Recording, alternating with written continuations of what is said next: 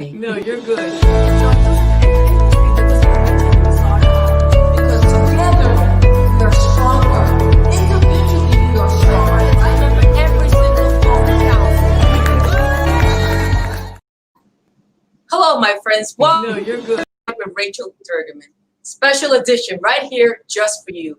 My friends, making decisions are not easy. Whether healthy relationships, your family, your life, your work, they're not easy at all. As a matter of fact, millions of people across the world are faced with these issues and concerns, mind-boggling, trying to keep their peace of mind.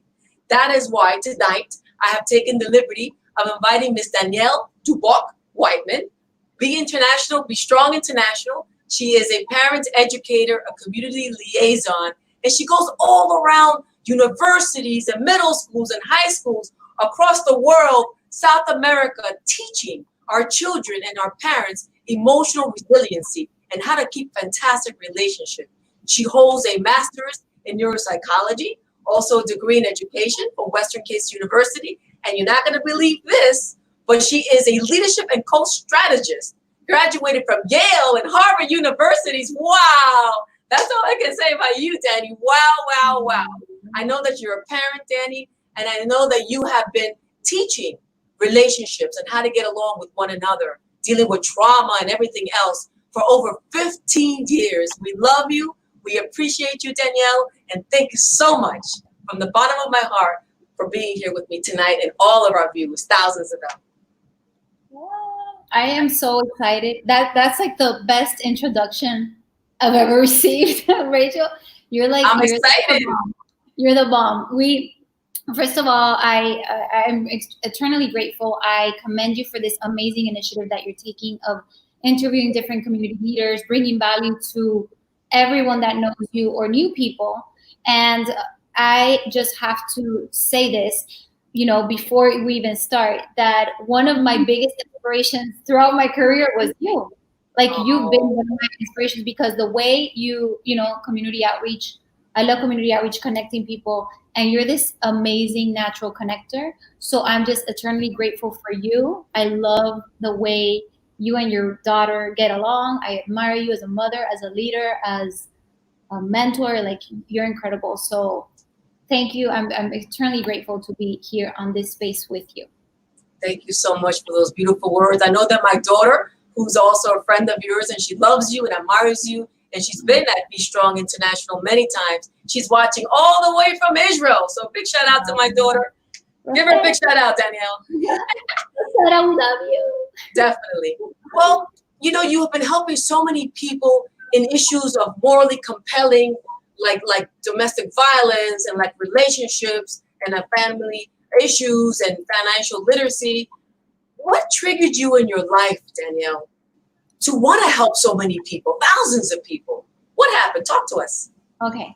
So that is pretty much how everything started. At a young age, I started noticing like certain patterns, within my family. I come from a very dysfunctional, extremely dysfunctional family where, my parents wanted the best, but they just didn't know how. They didn't know how to get across certain things. So yes, they wanted the best education, but they didn't have this structure at home. So of course, my brothers and I, grew up in a very dysfunctional family, and throughout, I was growing up.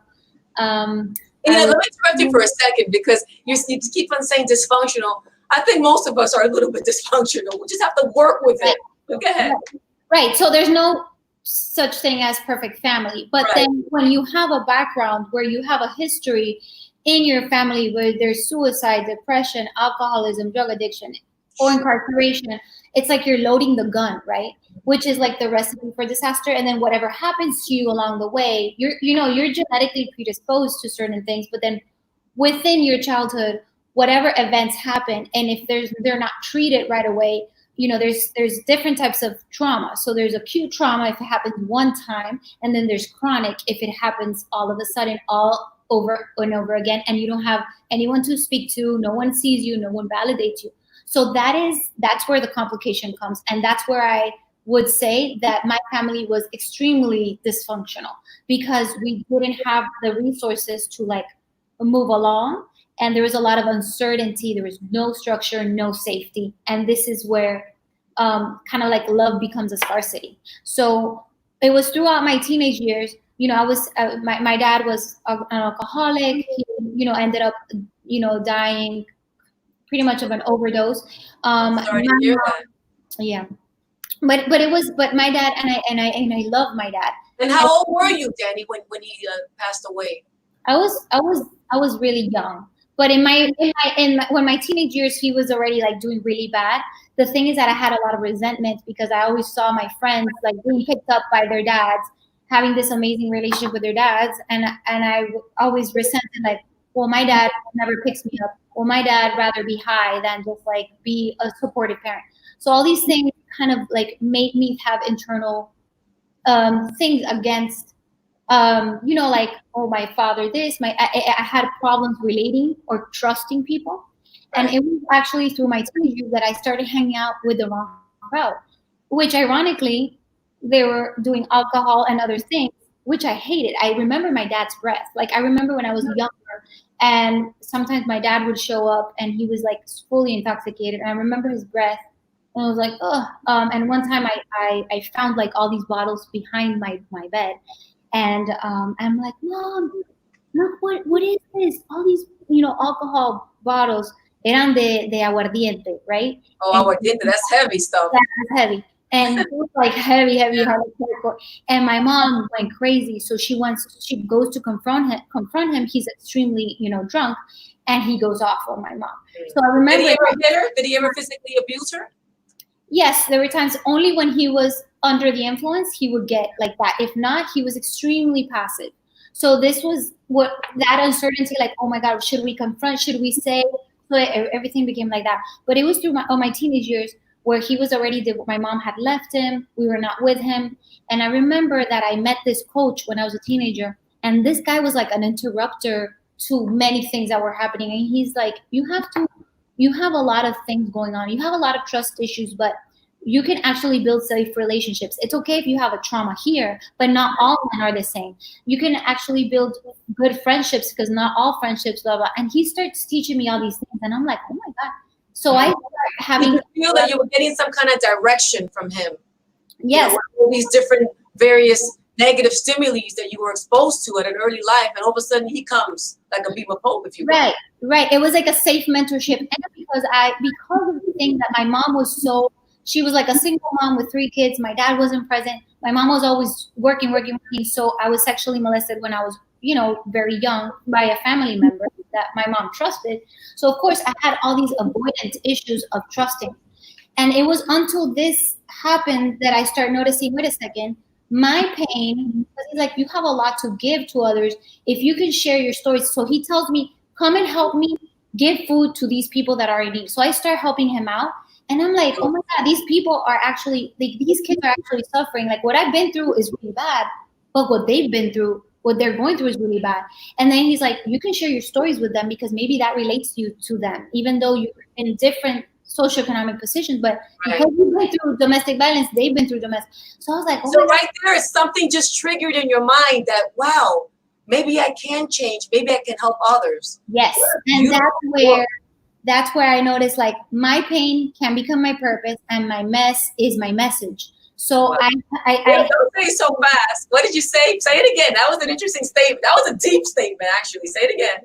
So your pain can become your purpose and your mess can become your message, right? Because the narrative, whatever happens, we don't choose our name. We don't choose our parents. We don't choose many things. We don't choose our family either. We don't choose a lot of things. We're into it. Right. So as we go on, we can learn and get different tools and then change the narrative, not to be in denial, do our trauma work. We have to do our trauma work, but then get the necessary tools so that we can actually break the pattern, break the suffering. If you're the first one in your generation that actually went to college, good. If you're the first one in your generation that actually bought a house, great. But if you're the first one in your generation that actually breaks the curse or a generation or a pattern of suffering, then you are doing amazing things to the humanity. And that's what I decided to do. I'm like, and you're breaking that barrier. It's almost like a transitional character, right? Character. Isn't that what it's defined as that? So that you're getting out of the the hole that you've been, the dysfunctional families that you've had, and you don't want to continue that negative pattern into your own family or your future generations with your kids. So that's beautiful. So Danny, let me ask you this. In the midst of COVID-19, with massive world, our entire world wanting to effectuate positive change, and rightfully so, because we need to do it. We need to do it individually and collectively.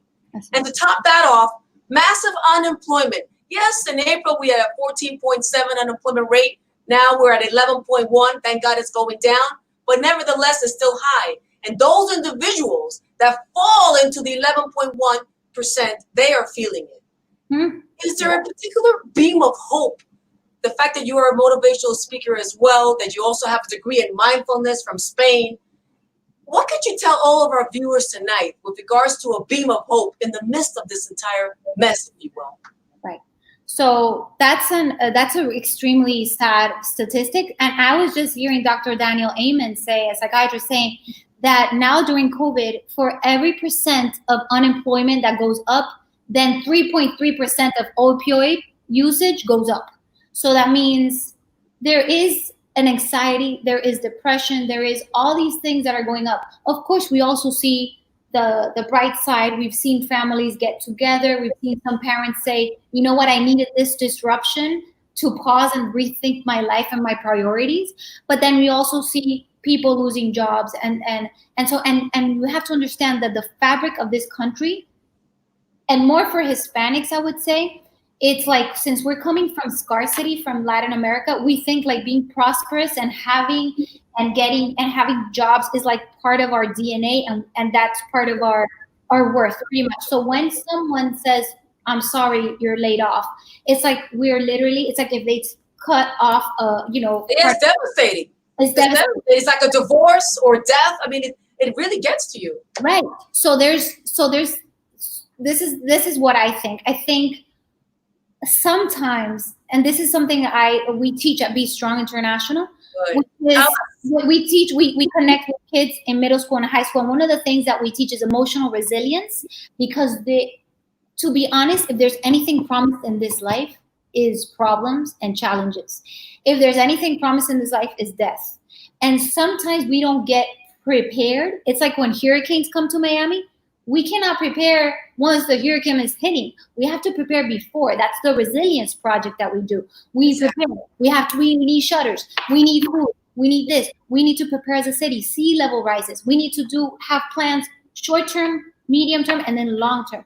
That's what we have to do. And in our personal lives, we have to understand that, of course, we cannot deny it, that this is a traumatic episode. If parents are being, if there's a lot of, I work a lot with parents, and the number one complaint is, other than my kids are driving me crazy, the first complaint is I cannot come to an agreement with my spouse. Like I understand it. I get it. Relationships are one of the hardest things. If there's something hard in this life, two things that we're not taught is finance and relationships. There's an art and science to it, and it's hard, because whatever trauma you have, you can either be anxious with relationship, you can be avoidant, you can have control issues, all that stuff, those things you have to look, we have to look into them and then try to see and comprehend, be graceful, and understand ourselves. I want to add something that you're saying too, Danielle, which brought into my mind as we speak, and I'm thinking what you're saying, and I'm internalizing what you're saying. I'm sure that a lot of viewers are also internalizing. We go through all this trauma. But sometimes when we go through all these trauma and these unexpected situations, if you will, like what's happening now, okay, we can come out even better than before. New ideas can flourish. New careers can flourish. Better happenings, better beginnings. So I don't want our viewers to think that because we're going through so much negativity now, that we're going to stay in this negativity. Yes. We're going to grow out of it. COVID-19, my friends, is not going to be forever. Yes. We shall overcome. This too shall pass. And we will get back to some kind of sense of normalcy. Yes. What do you have to say about that? Yes, I think that, Rachel, you just said it spot on, like prophetically. Yes, we are going to eventually come out stronger. Of course, we're vulnerable, we're hurting. And it's not the same to say this as an employed person or to say this when, you know, I have a mom that is dying from COVID. You know, the life is so vulnerable. And what I have to say is, always we have to think about perspective. This could be so I always think whenever I complain or just feel uncertain about something, I say this could be worse in a way where so I start using perspective in a way where it's like, okay, gratitude. So I'm thankful for the things that I have. This could be worse. Like if I was in another third world country, maybe this could probably be taken differently. Thank God I have access to resources, certain resources. Exactly. There are many positive things. There are many positive things that we have to thank God for. Let's take a small break. I want to say thank you to all our advertisers. I'd like to begin with Jose Milton Foundation. Miss Anna Vega Milton, we love you very much. Our philanthropists here in Miami-Dade County. Thank you for your research. Thank you for loving healthcare so much, education, for being part of our world, for helping us make this world a better place for all of us.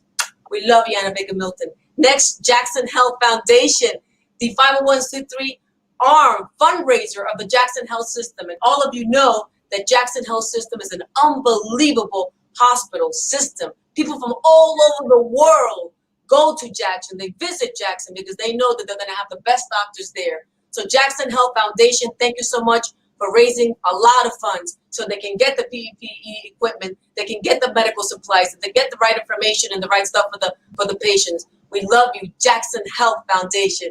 We have next Mr. Mike Miraval, who's a local and international attorney that we love very much into domestic violence. He is running now for a Miami-Dade County judge. We really are with you. We love you, Mike. Thank you for loving our family so much. Thank you for being there for the community. No matter where I go, you're always there. Local and international lawyer, Mr. Mike Miraval. Next, we have Mr. Survivor's Pathway himself, Dr. Francesco Dubelli, who's the president and CEO of Survivor's Pathway. Sexual assault, my friends, domestic violence, human trafficking, the LGBTQI community, great community, always trying to help our marginalized populations. Thank you, Francesco Dubelli. We love you too.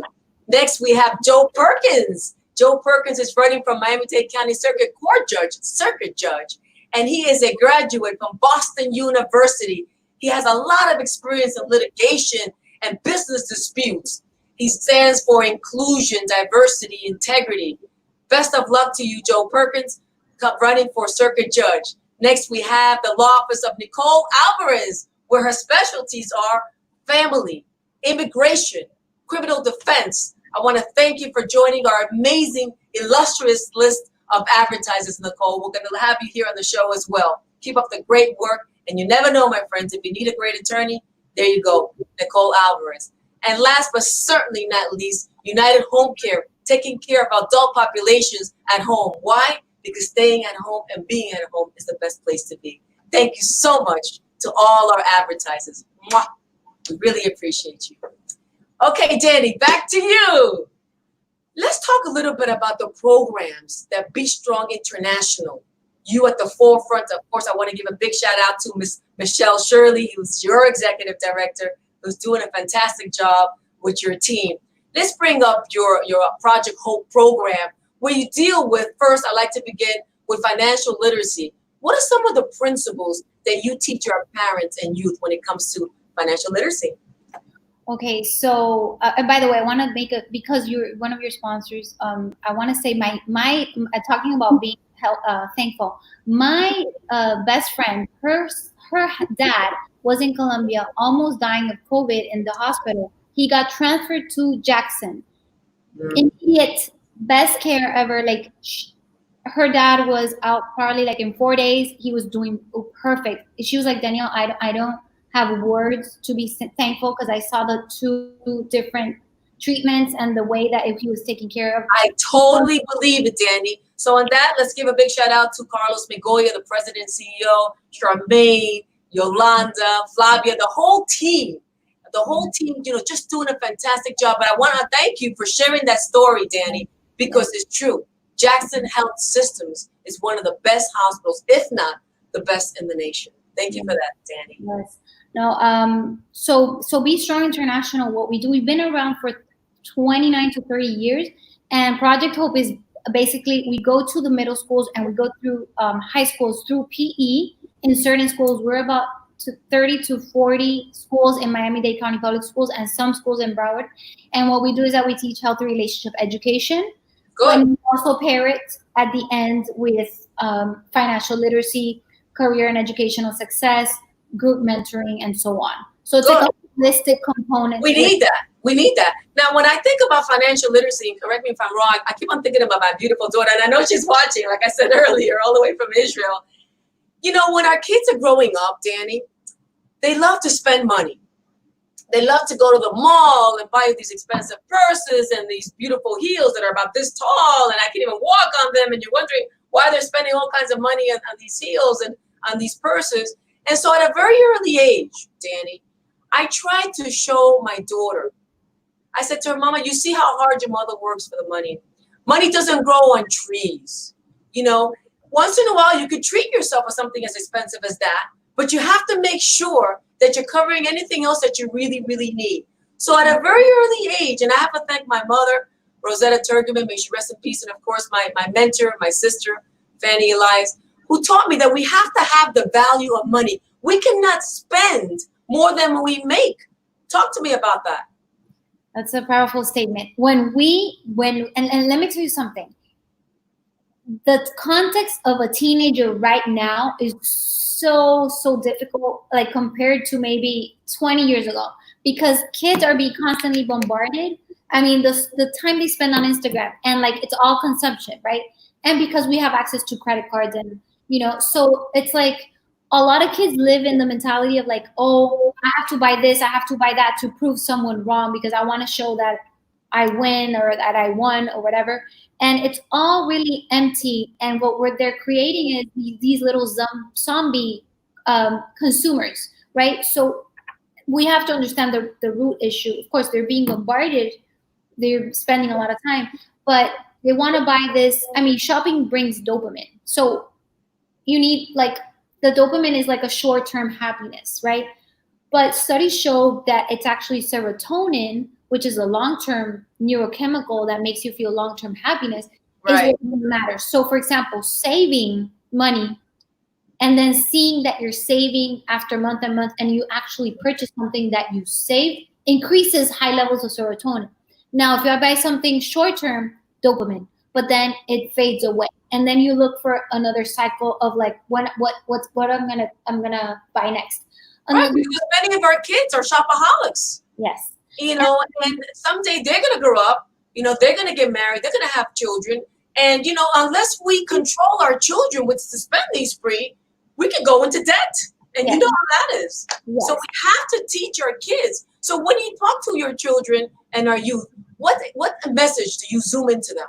So one of the activities that I love the most that we do is the financial literacy portion at Be Strong. So we come in to the classrooms and we set up like a mall, and we have like in one corner we have a shopping center with like Victoria's Secret and Abercrombie and all these really cool stuff to shop. And then we have the movie theaters, and then we have in another we have the dealership, like autos, like cars, all the really cool stuff. You have everything that they love. We have all these options, and guess what? So we tell them, okay, you have to pick a card, and in the card they take it out of luck, and then the card it's whatever their profession, their salary, if they're married, divorced, single, with kids, with no kids, whatever. So it's like a luck card, and they choose it, and then they're like, oh no, wait, so my profession, I'm a computer, whatever, data scientist, whatever, this is my salary, and I have 2 kids, but I'm divorced. Okay, so then you have to think, well, I have to pay, childcare, right? And then there's like one section for childcare. Childcare. Depending on your salary, and you have an expense. So they start choosing, right? And everyone has a different role and salary. So the crazy thing is that at the beginning of the peak of the presentation, they're all super excited, and this is all staged. But they're like, oh, I'm gonna go shopping. Okay, so I'm gonna get the car. I'm gonna get the best car, and we're like, so we coach them along the. So you're gonna get a Corvette, but then you have 3 kids, so you might want to buy an SUV. Oh, but yeah, so you have to. Oh no, but I can't buy a new SUV, so maybe you can buy a used one because of your salary, right? And then they start choosing They depending. give them like a reality check. You're giving them all a reality check. That's what we need to do, parents. Listen, Viewers, listen, a reality check. we've had Rachel crying at the end because they're negative 200, negative 500. They're like, this is so bad. And you know what they say at the end? Because we have testimonials at the end. You know what? They come up crying. I believe it. We cry with them. We've had kids say, my mom is a single mom, and I usually ask her for Jordans. And I've been so incredibly selfish because I don't know what she has to go through. And I did this exercise not knowing what I was going to face. And today I'm going to go to my mom and say, thank you. Wow. Right? We were like, oh, because we think that that's the whole point for them to be great. You make them reflect, and then they understand that they're in the wrong. And then they go back and they say, I'm sorry. That's beautiful. Yeah. And not only that, Rachel, they also take self-agency, because many times they don't teach us that you're the actual captain of the boat. Like, you take your finances, you plan ahead. What type of finances do you want? Who do you want to be with? Also, when do you want to start planning a family? Because that relationships and finance, you have the agency. You cannot be like, oh, whatever, if I get pregnant at 18, whatever, it just happens. Or whatever, if I get a credit card and I don't take care of it, and I'll just go bankrupt, whatever, it doesn't matter. Like, absolutely. You have to teach them to take agency. Well, that's great. That's financial literacy. And I want to talk a little bit about the emotional interaction, if you will. And when you're talking about somebody or about something, and you're interacting and you're fighting, you have an altercation, you know, what do you talk about when you deal with effective communication, the body language, what comes out of your mouth, and how does it escalate to something really, really bad? How should we be talking to one another? How should we be communicating with one another, Danny? Right.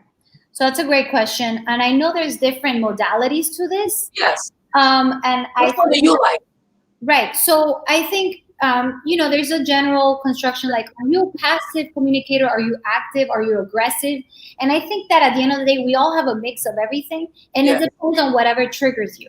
So, for example, if in my history of trauma, I was sensitive and I had a mom that was extremely, she would criticize me too much, then every time I'm in an atmosphere where I feel that I'm being criticized, I'm gonna feel as a threat, and then I'm gonna be like on defense, and then it starts escalating. It's just a matter of escalation because I see you as a threat.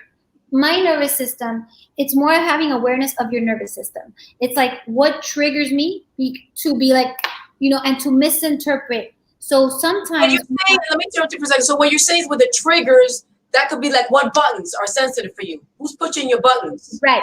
Whoever you give a lot of importance, and whatever in your childhood. So for example, if you feel like I'm going to be abandoned, and because you were in your history, there was abandonment, your dad or your boyfriend or your ex-husband. So that's behind your mind. That's right there. Your psyche. Right.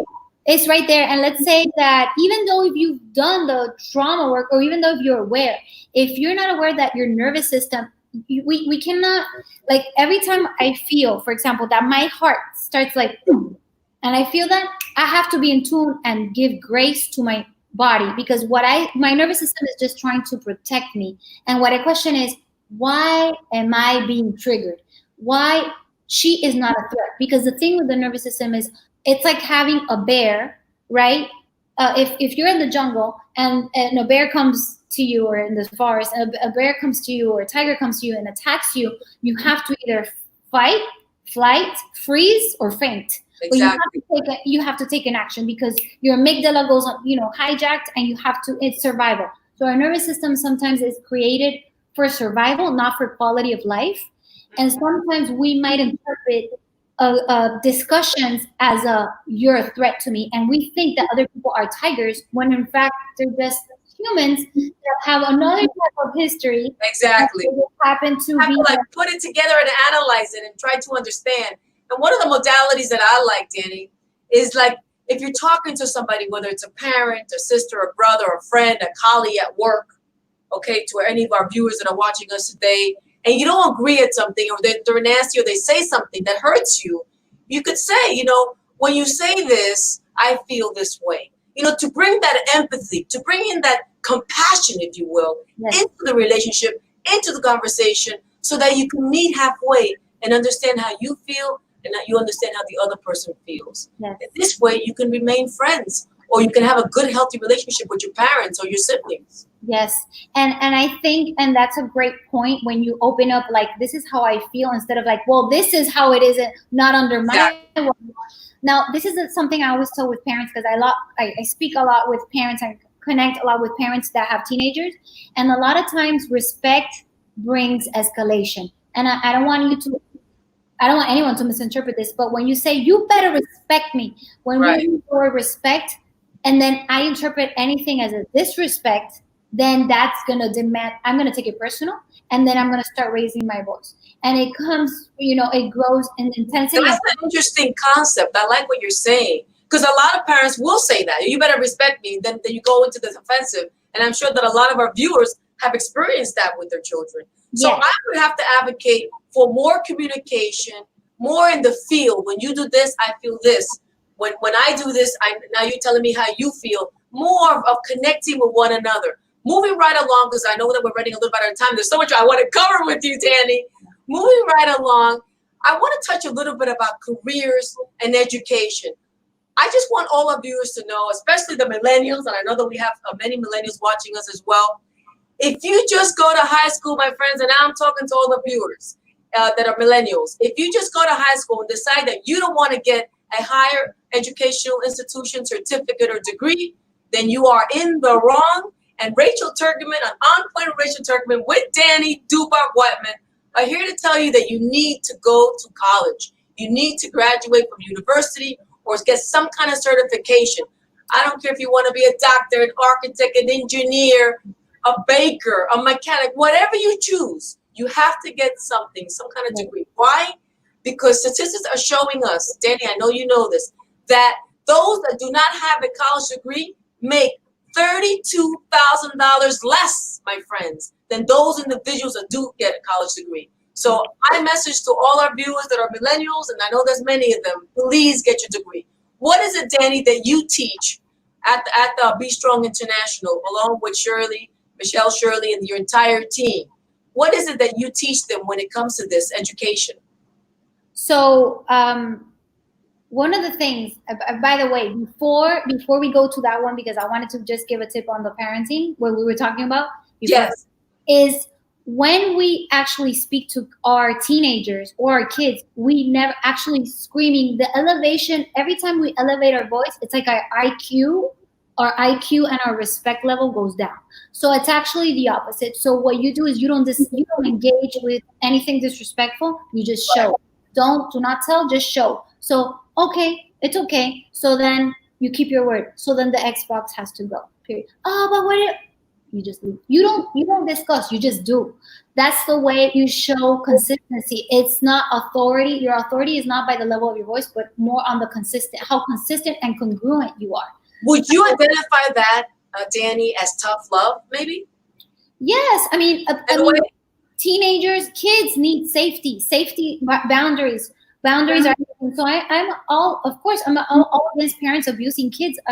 We're not discussing that, but it is so hard because I see the opposite. I see parents feeling guilty of not spending enough time. So then they're like, you know what, just do whatever. I don't care. And this is, I got you this.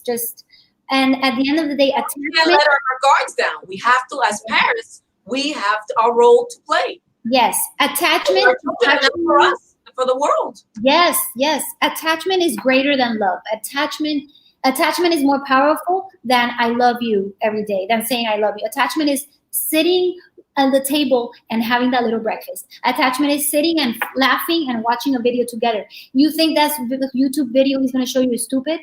Oh my God, here he comes again. Oh, okay, you laugh a little because you have to find whatever is valuable to him and share that. Netflix show with him, that's okay. That is attachment and that is bonding. And because of lack of time, we're losing bonding. And without bonding, there's no safe relationship.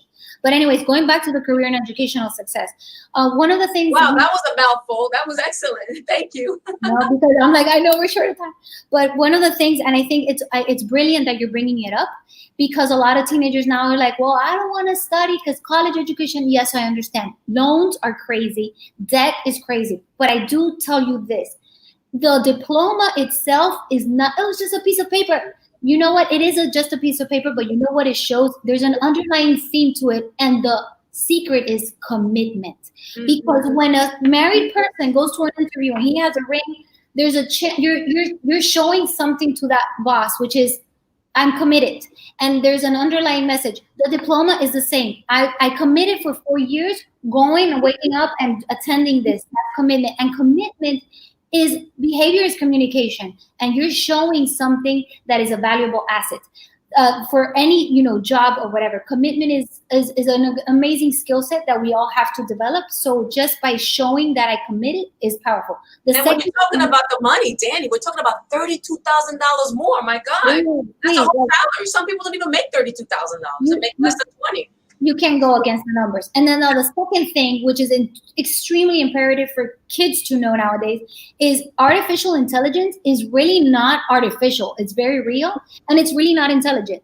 It's just tasks. It's just robots that are designed to do tasks. So guess what?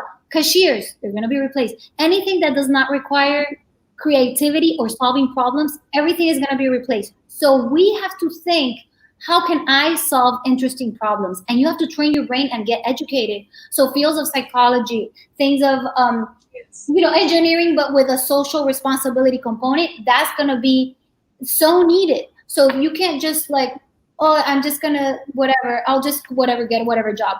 And if you say, well, I'll just live off the government. Well, I know a lot of teens that diss the government, so you don't want to be living off the government. We don't want to do that. Right. So it's better to actually, I think the best thing is not even the degree or the certificate, is the love of learning. If you develop the love of learning, because it's a muscle, it never stops. We should never stop learning. It should always be a constant.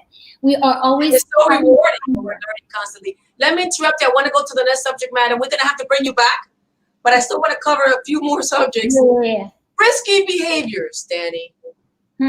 Parents wanting to have a heart-to-heart conversation with their children on risky behaviors. What am I talking about? Intimate relations. When should you have that conversation with our children?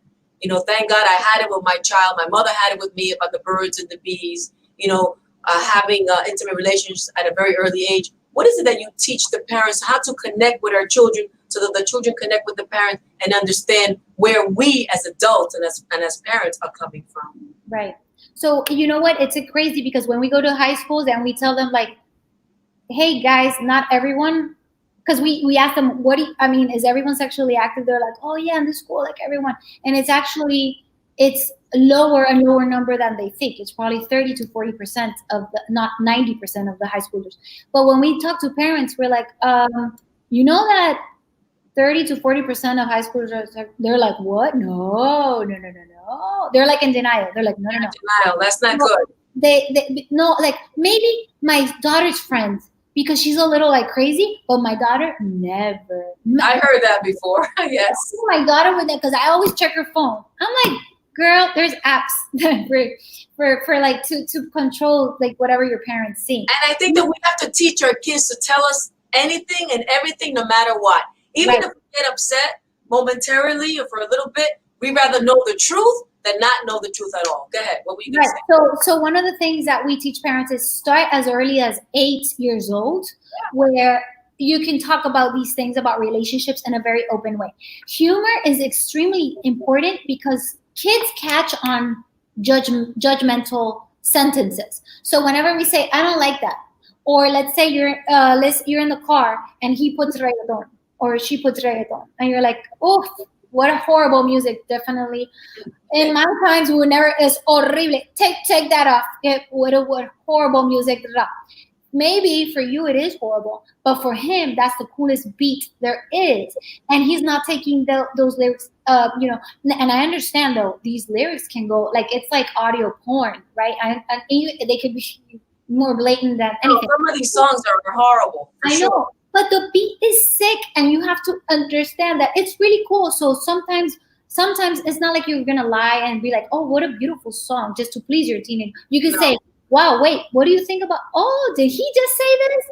Oh, snap! Did he just say? What do you think about that?" And then you open a conversation. But then there's like, Bobby, I think that it's nice that we always respect women. What do you think about this? What do you think? And then he he starts developing critical thinking skills. So it's better to ask to then actually preach. So I think the sex topic is more like asking and actually sharing stories from our teenage years. Like, oh my God, the first time when I was this happened to me, and I got this person telling me this, and that way it's like, oh, for real, like my mom is opening up to me, then I could actually. You know what? I'd like to summarize what you're saying right now, Danny, is what my mentor, Dr. Martin Luther King Jr., always taught us through his cabinet. You know, that you have to have a teachable moment. Take a negative, turn it around, and use it as a teachable moment. Yes. And that's what you're saying. You know, you hear these horrible songs on the radio, on the television, wherever. You know, take that opportunity to teach your child something positive. Make something positive out of some negative information coming to you.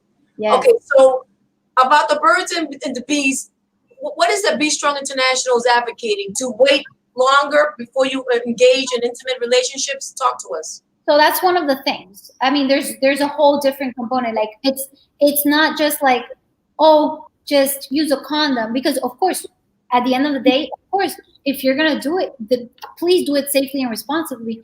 But at the end of the day, we want to make sure that the teenagers are taking a holistic approach, and like there's no pressure, and I don't have to do this. Like I don't have to smoke this thing if really I know that it's not going to be probably the optimal or the best outcome.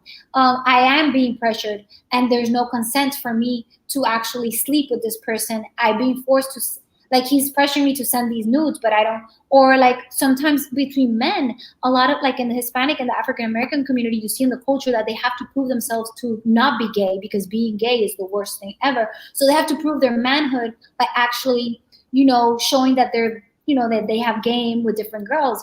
I'm so thrilled that you and I are a part of diversity. We're part of inclusiveness. You know, there's such a blessing, Yes. to be like us, Danny, that we believe in togetherness, and we're all created equal no matter what. Yes. Getting into, I wanted to cover so many things. Let's move on. And like I said, we need to invite you again, but let's move on to relationships.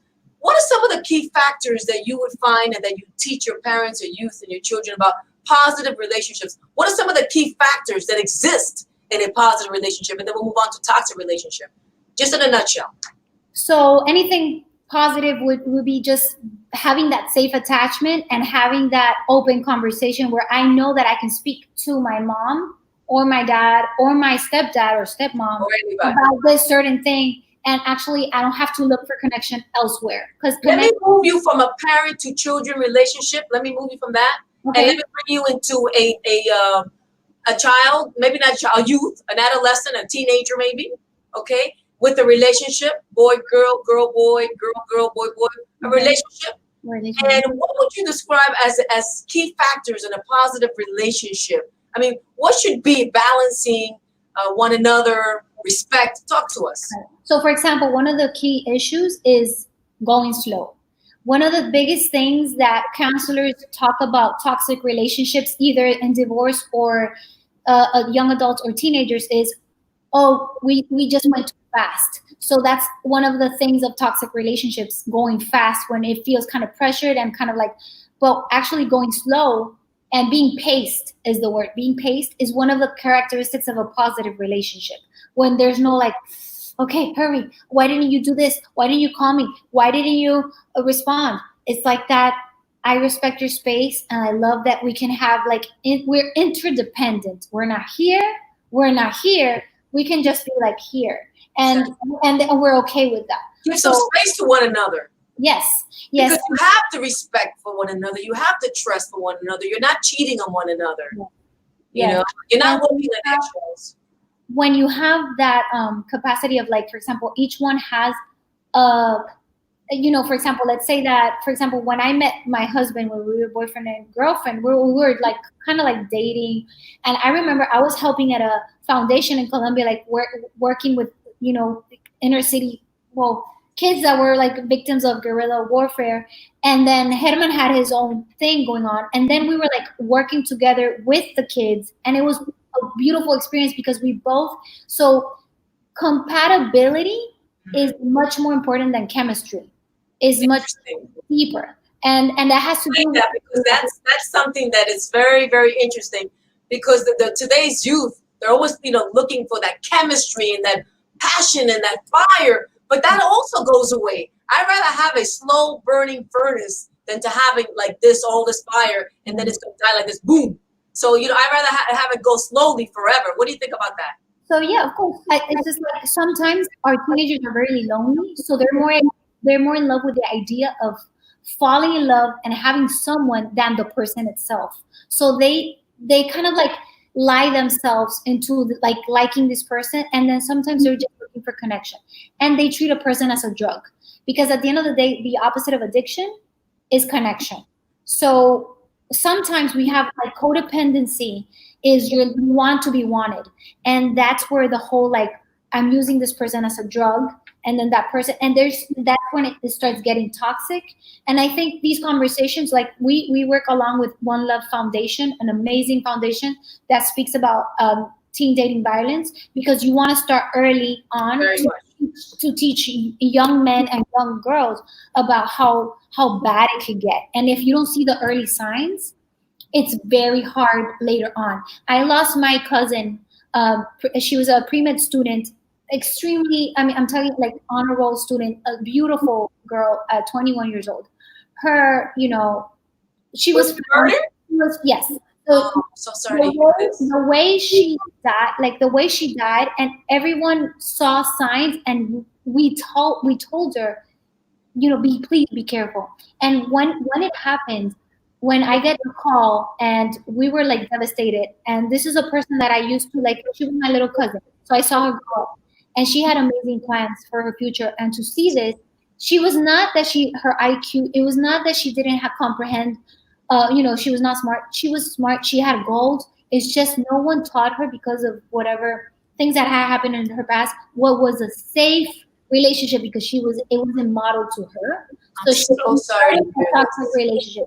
This fueled me to start even more the conversation on teen dating violence. Very important. And on that note, of course, you heard that one of our advertisers is Survivor's Pathway, Dr. Perkins. Any of our viewers are involved in a toxic relationship or domestic violence relationship, please get a hold of Dr. Francisco Duberli. We also have Yvonne Mesa, which you know, Danny, from the Powerhouse as well. CVAC, Coordinated Victim Assistance Program, helping to victims of domestic violence, Entre Nosotras, Mercedes Becerra, Kate Castellanos. There's so many people helping. Unfortunately, Danny, we're definitely going to have to invite you back. We're running out of time. I want to thank you, Be Strong International, parent educator, community liaison. I want to thank you so much, Danny, for all of your time. You're building a better world for all of us. Is there a last minute message that you would like to leave with all our viewers tonight? I just want to thank you for doing this and for bringing like relevant topics to the community. And I just encourage everyone that is listening to educate themselves. Like, for example, parenting. There's the one thing that we don't get enough information, and I'm not shaming any, because we just all can evolve and progress. Like, it's all about practice making progress, not perfection. We don't want to be perfect parents. We just want to be able to connect better and to heal and be a transitional character, for our generations to come. So thank you, Rachel, for creating this space and for making these topics relevant. Oh, thank you so much again, Danny, for being here. A big hug to you. I love you very much. The community loves you. Building better communities. Again, Be Strong International. We cannot do it without you. And to all of you out there, thank you so much for joining On Point with Rachel Turgeman tonight. Please remember to subscribe to my YouTube channel, On Point with Rachel Turgeman. And remember that if you have perseverance, faith, knowledge, and clear communication, you will live a much happier and healthier life. God bless you. Be safe and stay healthy. Bye-bye for now. No, you're good.